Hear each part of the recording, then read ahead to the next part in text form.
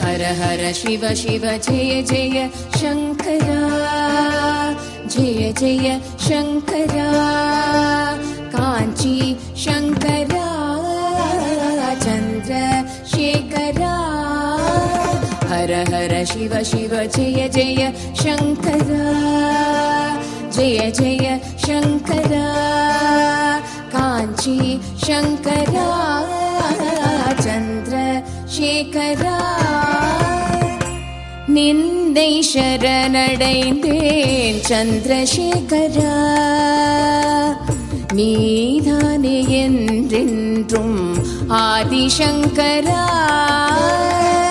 உந்தனடி தோழுதேன் வேத மந்திரா, உலகம் பலம் பெறவே வந்த சந்திரா. மகா பெரியவா எங்கள் மகா பெரியவா, தெய்வத்தின் குரல் தந்த காஞ்சி மன்னவா. தெய்வமல்லவா நீ, தெய்வமல்லவா, தெய்வ குரல் தந்து மீண்டும் எம்மை காக்கவா நீ, எம்மை காக்கவா நீ, எம்மை காக்கவா.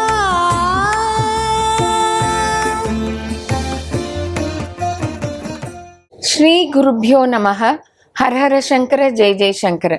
நின்னை சரணடைந்தேன் என்ற இந்த நிகழ்ச்சியின் வாயிலாக உங்களை மீண்டும் சந்திப்பதில் மிக்க மகிழ்ச்சி. ஹரஹர சிவ சிவ ஜெய ஜெய சங்கரா, ஜெய ஜெய சங்கரா, காஞ்சி சங்கரா, சந்திரசேகரா.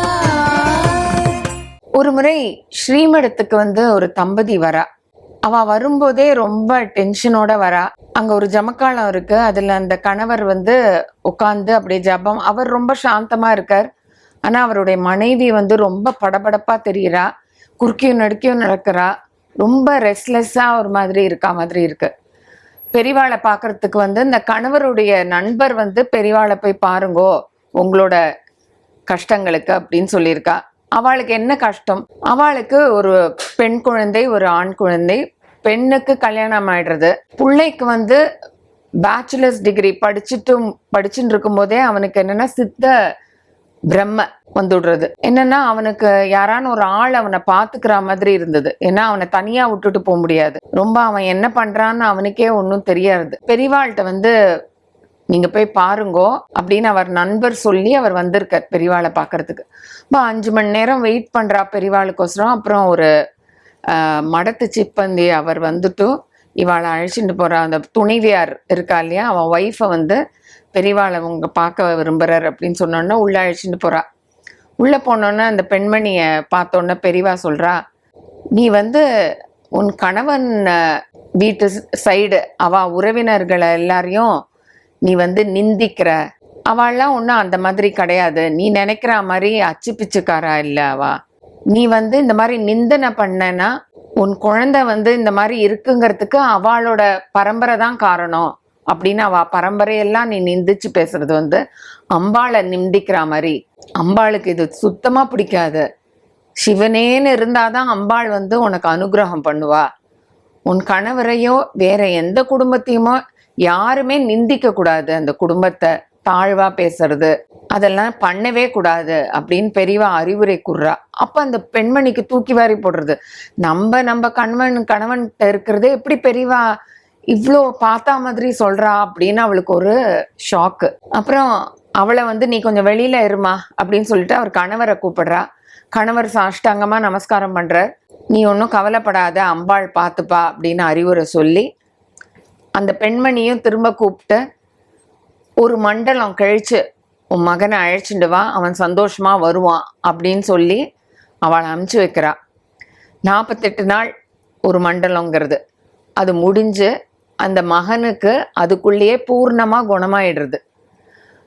நல்ல சந்தோஷத்தோட பெரியவாள் அவ வந்து தரிசனம் பண்ணிட்டு போறா. இதுல நம்ம கத்துக்க வேண்டியது நிறைய இருக்கு. அதுதான் பெரியவா இந்த கதை மூலமா நமக்கு உணர்த்துறா. ஹர ஹர சிவ சிவ ஜெய ஜெய சங்கரா, ஜெய ஜெய சங்கரா, காஞ்சி சங்கரா, சந்திர சேகரா. இன்றைக்கு நாம் சந்திக்கவிருக்கும் சிறப்பு விருந்தினர் காளாஞ்சிமேடு ஸ்ரீனிவாஸ் ஐயர் அவர்களின் மூத்த மகன் திரு KS ராமநாத ஐயர் அவர்கள். அவர்களை இந்த நிகழ்ச்சிக்கு வருக வருகவென்று வரவேற்போம். நமஸ்காரம் அம்மா. நமஸ்காரம். அபார கருணா சிந்தும் ஞானத்தம் சாந்தரூபிணம் ஸ்ரீ சந்திரசேகர குரும் பிரணமாமி முதான்வகம். ஸ்ரீ குருப்யோ நமஹ.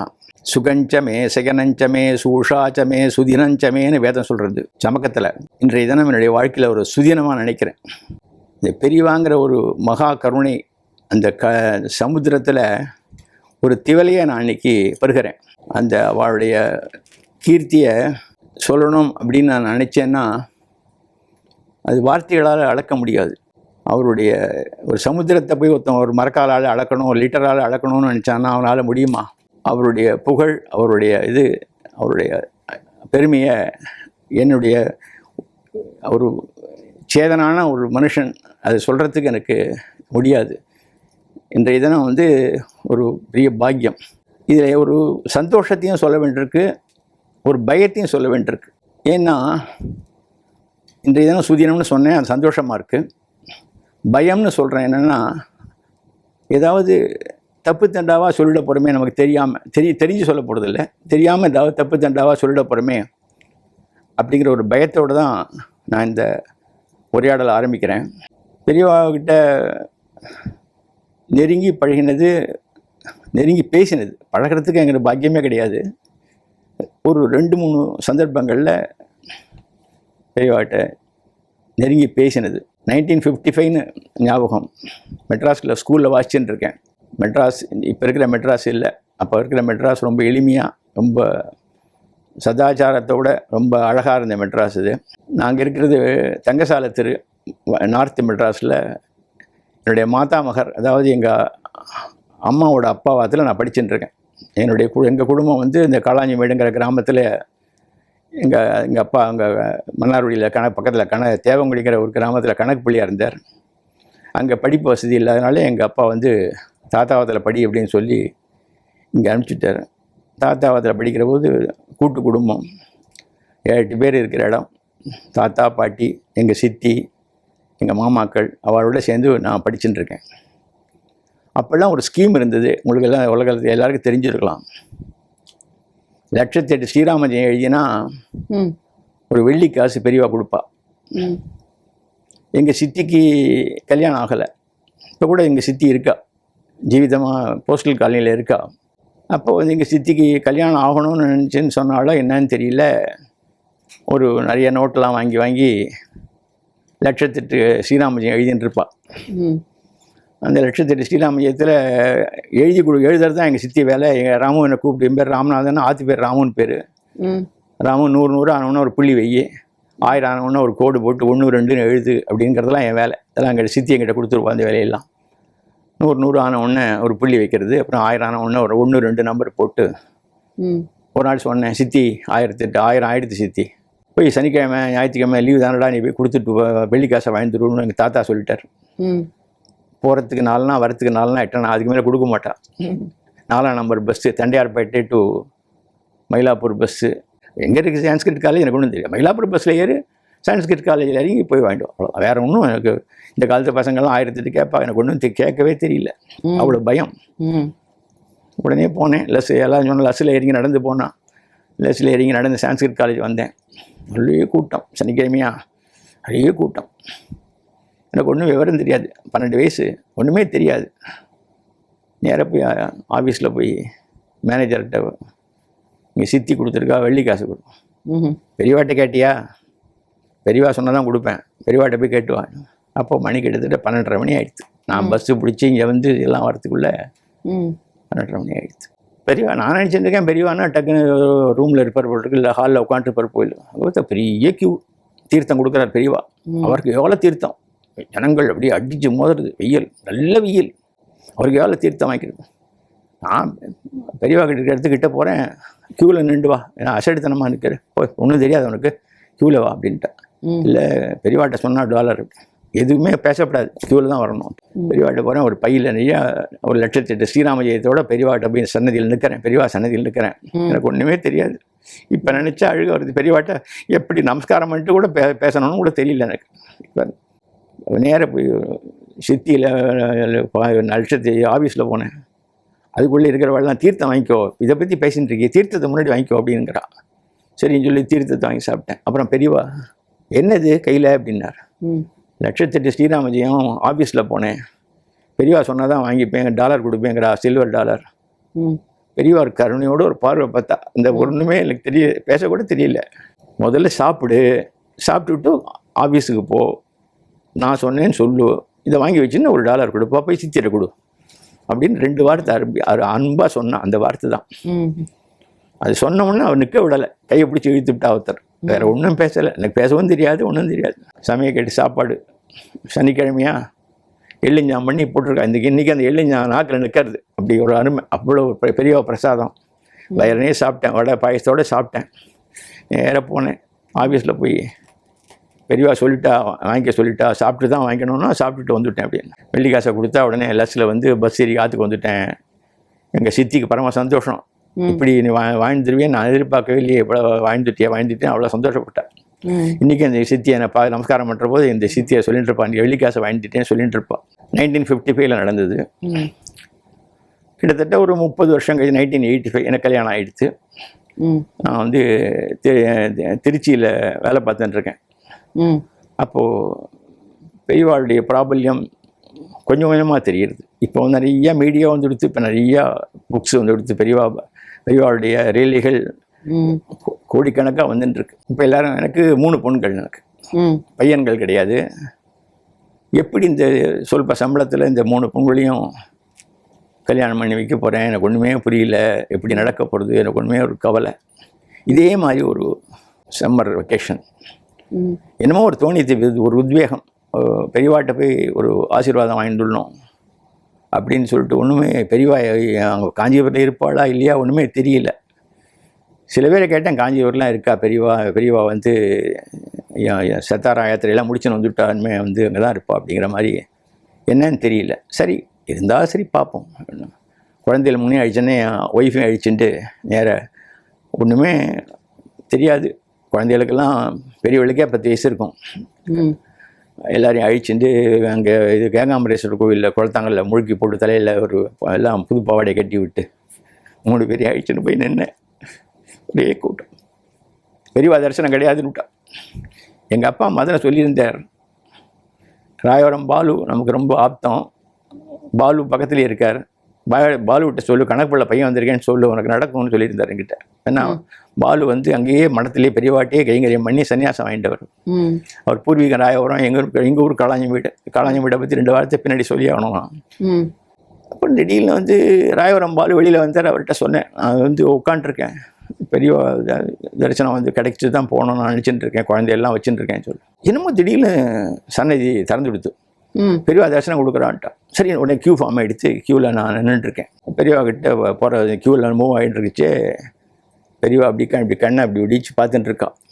பெரியவாட்ட இவர் பாலு சொன்னார், தேவங்களுடைய கணக்கு போல சீனிவாசியருடைய பையன், பெரிய பையன் வந்திருக்கார், 3 பொண்ணையும் அழிச்சுன்னு வந்திருக்கார், உங்கள் அனுகிரகத்துக்காக நிற்கிறார், பெரியவா அனுகிரகம் பண்ணும். பெரியவா அப்படி பார்த்தா, 3 குழந்தைகளையும் பார்த்தா, துர்கா லட்சுமி சரஸ்வதி ஆட்டமாவா, வேற ஒரு வார்த்தை இல்லை, பாமா 3 குழந்தைகளுக்கு 3 பழத்தை கையில் கொடுத்தார், வேற ஒன்றும் இல்லை.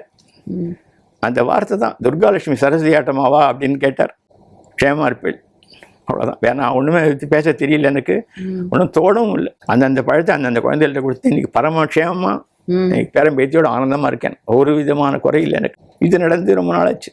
எல்லோரும் அப்போ சர்வீஸில் இருந்தேன், இப்போ ரிட்டையர் ஆகிட்டேன். வெளியில் சொல்லிக்க முடியாத ஒரு சிரமம், அது யாராலையும் மனுஷாலால் தீர்க்க முடியாத ஒரு சிரமம். அடியன் வந்து இந்த அதிருத்திரத்துக்கு நிறைய கைங்கரியத்துக்கெல்லாம் போயிட்டு இருப்பேன். எந்த விதமான ஒரு பிரயோஜனம் கிடைக்காம 10 நாளைக்கு அதில் உட்காந்து ரசீதெல்லாம் போட்டுக்கிட்டு பண்ணிட்டு இருப்பேன். அதில் வந்து ஒருத்தர் எனக்கு ரொம்ப ஆப்தம். அதில் அவர் வந்து வெளிநாட்டில் இருந்தார், அப்புறம் இந்தியாவில் நாக்பூரில் செட்டில் ஆகிட்டார். இப்போ அவர் எனக்கு ரொம்ப ஆப்தம். அவர் என்னுடைய கஷ்டம் அவருக்கு தெரியும். ஒரு நாளைக்கு திடீர்னு 7ஆம் நாளோ 8ஆம் நாளோ 11ஆம் நாள் முடிக்க போகிறது, அங்கே வந்து என் பேரை சொல்லி எழுப்பினார் காத்தால்.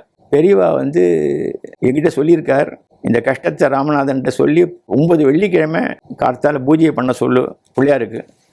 அந்த 9 வெள்ளிக்கிழமை தொடர்ந்து பண்ணணும், நடுவில் பேசக்கூடாது, சூரியோதயத்துக்கு முன்னாடி பூஜை ஆகிடணும், வேற ஒன்றுமே கிடையாது. இதை பண்ண சொல்லு, எல்லாம் சரியாயிடும் அப்படின்னு அவர் மூலமாக எனக்கு தகவல் வருது.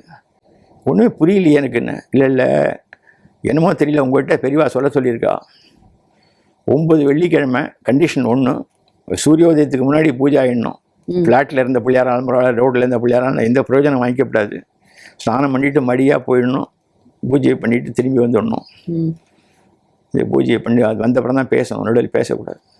9 வெள்ளிக்கிழமைக்குள் நடுவில் கட் ஆகிடுதுன்னா மறுபடியும் ஆரம்பிக்கணும். அதுதான் கண்டிஷன். தாராளமாக பண்ணிகிட்டே போச்சு. என்னடா அது பிள்ளையார் கிடைக்கணுமே, யாராவது பூஜையை விட மாட்டாளா சுற்றிகிட்டே இருக்கேன். யார்கிட்ட சொல்கிறது எனக்கு தெரியல. என்னுடைய அக்கா நாட்டு பொண்ணு பாமான்னு பேர், ரொம்ப நல்ல பொண்ணு, நல்ல அவள் திடீர்னு, மாமா இந்த இடத்துல ஒரு பிள்ளையார் ஸ்தாபித்திருக்கா அவர் ஃப்ளாட்டில், நீங்கள் பண்ணலாமே அப்படின்னா. அவளையே என்னை அழிச்சுன்னு போய் போனால் அன்றைக்கி தான் கார்த்தால பிரதிஷ்டை ஆகிருக்கு. அவள் பூஜைக்கு ஆள் தேடுறா, யார் கிடைப்பா அப்படின்ட்டு தேடுறா. அந்த ஃப்ளாட்டில் தேடின்னு இருக்கா. நாளைக்கு பூஜைக்கு ஆள் இல்லையான்னு தேடுறா. பெரியவாளுடைய அனுகிரகத்தை பாருங்கோ, நான் எந்த விதமான பிரயோஜனமும் நான் எடுத்துக்கிறேன், எனக்கு ஒன்றும் பைசா நீங்கள் கொடுக்க வேண்டாம். நான் வேலை வெள்ளிக்கிழமை நினச்சேன், தொடர்ந்து நான் பண்ணுறேன், எனக்கு இந்த பாக்கியத்தை நீங்கள் கொடுங்கோ, நான் காத்துட்டுருக்கேன், நான் பணத்துக்கே நான் காத்துட்டுருக்கேன், நீங்கள் உண்மையை வாண்டாங்கிற இல்லைன்னுங்கிறா அந்த ஃப்ளாட்டு ப்ரமோட்டர் சொல்கிறா. நம்பினா நம்பாட்டா போங்கோ. 7 வாரம் என்னுடைய பிரச்சனை தீர்ந்து போயிடுச்சு.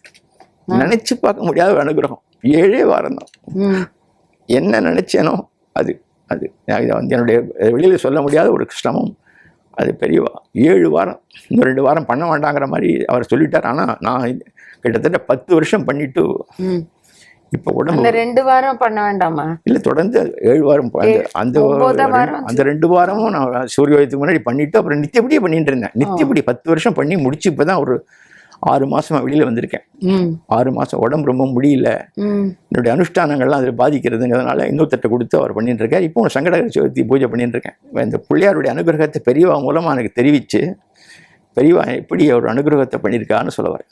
அந்த பிள்ளையாருக்கு என்ன நீங்கள் ஃபுல்லாக பூஜை பண்ணுவீங்க? ஃபுல்லாக காலத்தால் அந்த வெள்ளிக்கிழமை அன்னைக்கு மாத்திரம் நிர்மாலயத்தெல்லாம் எடுத்துட்டு வஸ்திரத்தெல்லாம் எடுத்துட்டு தீபம் போட வேண்டும். முதல்ல போனால் தீபத்தை போடுவேன். தீபத்தை போட்டுட்டு நிர்மாலயத்தெல்லாம் எடுத்து வஸ்திரத்தெல்லாம் எடுத்துட்டு முதல்ல ஜலத்தால் 4 சொம்பு ஜலத்தை விட்டு அபிஷேகம் பண்ணுவேன். அப்புறம் பாலால் அபிஷேகம் பண்ணுவேன். மறுபடியும் ஜலத்தால் அபிஷேகம் பண்ணுவேன். மறுபடியும் தொடப்பேன், சந்தனம் குங்குமம் வைப்பேன், புது வஸ்திரத்தை கட்டுவேன். கட்டினோடனே ஒரு பாத்திரம் புஷ்பம் எடுத்துன்னு போயிருப்பேன். புஷ்பத்தால் 16 ராமம் இருக்குது. சுப்காய நமகாய அந்த ஏகத்தந்தாய நமகா அந்த அர்ச்சனையை பண்ணிவிட்டு கல்கண்டை வச்சு நைவேத்தியம் பண்ணிவிட்டு பார்த்துக்கு வந்துடுவேன். 1 மணி நேரம். இந்த அர்ச்சனை தொடர்ந்து 10 வருஷம் நடந்தது. மழையோ வெயிலில் ஒரு நாள் கூட விடாமல் நடந்தது. தீபாவளி எதுலேயுமே விடலை. அப்போ பெரிய நாளில் அது தீர்வு கிடைச்சி கொடுத்து. இல்லை, எத்தனை நாள் ஆச்சு? ஏன்னா 7 வாரத்துலேயே முடிஞ்சு கொடுத்தேன். 9 வாரம் அவர் சொன்னார், 9 வாரம் பண்ணுங்கோ, அப்புறமும் தொடர்ந்து வெயிட் பண்ணுங்கோ. 7 வாரத்துலேயே எனக்கு தீர்வு கிடைச்சி கொடுத்து. அது குரு மூலம் நீங்கள் அதை தொடர்ந்து பண்ணிட்டு நான் தொடர்ந்து 10 வருஷம் பண்ணினேன். எதுக்கு சொல்கிறேன், குரு மூலமாக எனக்கு அந்த அனுகிரகம் கிடைச்சிது. அந்த குரு அந்த வழியை காமிச்சு விட்டது என்னுடைய குரு பெரிய மகா பெரியவான்னு சொல்ல வரேன். தியான ஸ்லோகத்தில் சொல்கிறதுனுடைய ஒரு நம்ம சொல்கிறோம் இல்லையா, அபார கருணாசிந்தம் ஞானத்தம் சாந்தரூபிணம்னு சொல்கிறோம் இல்லையா, எல்லாரும் சொல்கிறோமே. அதனுடைய தாத்பரியங்கள் and uninterrupted flow of mercy. தாரை சிந்துனா தாரை, அப்படியே கண்டுக்கு அன்இன்டரப்டடாக வர தாரையை. அந்த தாரையை பற்றி சொல்கிறச்சே பெரியவாளுடைய லீலைகளில் எவ்வளவோ நம்ம பார்த்துருக்கோம். 7-8 லீலைகள் என்னால் நான் மறக்க முடியாது. வெஸ்ட் பெங்காலில் ஒரு எண்ணெய் வியாபாரியினுடைய ஒய்ஃபு, அது எல்லாருக்கும் தெரிஞ்சிருக்கலாம். அதை கதையெல்லாம் இப்போ சொல்லிட்டு இருந்தேன்னா நாழி ஆகிடும். இல்லை, சொல்லுங்க, பரவாயில்ல. சொன்னால் ரொம்ப ஒரு உருக்கமான ஒரு கதை. ஒரு ஒரு ஒரு பை காஸ்ட் எண்ணெய் வியாபாரியினுடைய ஒய்ஃபு, 3 பெண் குழந்தைகள், 4வது ஒரு பையன். திடீர்னு அந்த எண்ணெய் வியாபாரி போய்டார். That woman was discarded on the her parents' side and also on the இந்த சைடு கல்யாணம் புருஷன் சைட்லேயும் டிஸ்கார்டடு, பையன் சைடு தன்னுடைய பிறந்த வீட்லேயும் டிஸ்கார்டடு. 3 பொண்ணு ஒரு பையனை வச்சுட்டு அந்த ஒரு ஏழை பொண்ணு அது வந்து தவிக்கிறது வாழ்க்கைக்கு. ரேக்பிகேஷன் சொல்கிறோம் இல்லையா, ஒரு குப்பத்தொட்டிலேருந்து பொறுக்கி அதை பிளாஸ்டிக் ஸ்டிக் வித்துட்டு அந்த மாதிரி யாரோ சொல்கிறா. Kindly go and reside very near to the harbour. அங்கே ஹார்பரில் பேக்ஸ் எல்லாம் டிரான்ஸ்போர்ட்டேஷன் பண்ணுறச்சே கிரெயின்ஸ் எல்லாம் கிடைக்கும். அந்த கிரெயின்ஸை எடுத்து திருவையில் அரைச்சி சப்பாத்தி பண்ணி கொடு குழந்தைகளுக்கு அப்படின்னு சொல்கிறச்சே ஹார்பர் பக்கத்தில் she has migrated residence to very near to the harbour. தன்னை பொண்களை விட்டு அரைச்சி பொறிக்கணும் தான் பொறிக்கணும் ஒரு 6 படி 3 படி கிடைக்கும். அது திருவையில் வச்சு அரைச்சி அதை ஒரு சப்பாத்தியை பண்ணி அதை ஒரு வேலைக்கு அடுத்த வேலைக்கு பட்டி தீர்த்தம் இது மாதிரி ஓட்டின்னு இருந்த லைம். குழந்தைகள் எல்லாமே சின்ன குழந்தைகள். கடைசியாக பையன் பிறந்து 1 வயசுலேயே அந்த ஹஸ்பண்டு போயிட்டான். என்ன பண்ணுன்னு தெரியல. திடீர்னு யாரோ சொல்கிறா தாக்கூர் வந்திருக்காங்க. தாக்கூர்னா வெஸ்ட் பெங்காலி லாங்குவேஜில் குருநாதர். சவுத் தக்ஷின் பாரத்கே ஏக் தாக்கூர் ஆயா அப்படின்னு சொன்ன உடனே அந்த தாக்கூர்கிட்ட நம்ம போய் பிரசாதம் வாங்கிக்கணும்னு சொல்லிவிட்டு என்னமோ நம்ம அவரை பார்க்கணும்னு சொல்லிவிட்டு ஏதோ ஒரு அலுமினியம் பாத்திரத்தை எடுத்துட்டு ஓடுறான். பெரிய பொண்ணை கூப்பிட்டு நான் வரத்துக்கு லேட் ஆகிடும், இந்த குழந்தைகளை பார்த்துக்கோனே, இந்த அதே மாதிரி நான் பண்ணுற மாதிரி நீ அரைச்சி அவருக்கெல்லாம் போடு அப்படின்னு சொல்லிட்டு நான் எப்போ வரேன்னு தெரியாதுன்னு சொல்லிட்டு கிட்டத்தட்ட அங்கேருந்து 10-12 kilometre she walked all the way. She could not have என்ன பஸ் ஃபேர் ஒன்றும் கிடையாது. ஆல் தி வே ஒரு பெரிய ஒரு இடத்துல மகா பெரியவா முகாம் நடந்துட்டுருக்கு. பெரிய பெரிய பணக்காரெல்லாம் பட்டுப்புடையை கட்டின்னு போகிறா. அதில் வயிறு நெக்லஸ் போட்டுருக்காங்க. காரா வந்து இறங்குறது. இந்த மூலையில் ஒரு பந்தலில் ஒரு மூலையில் இந்த பொண்ணு நிற்கிறது. பெரியவா வந்து 9:30 மணிக்கு வந்து தீர்த்தம் கொடுக்க ஆரம்பிச்சிருக்கா. கொடுத்துட்டே இருக்கா. மணி 3 ஆச்சு. 2:30 மணி 3 மணிக்கு பார்த்துட்டு அந்த பொண்ணு ஓரமாக நிற்கிறது. அந்த பொண்ணை கூட்டணுவான்னு பக்கத்தில் ஒரு வாலண்டியரை கூட்டணும் சொல்கிறேன். உங்களை பெரியவா கூப்பிட்றான். திரு காளாஞ்சிமேடு ராமநாத ஐயர் அவர்களின் அனுபவங்கள் அடுத்த வாரமும் தொடரும்.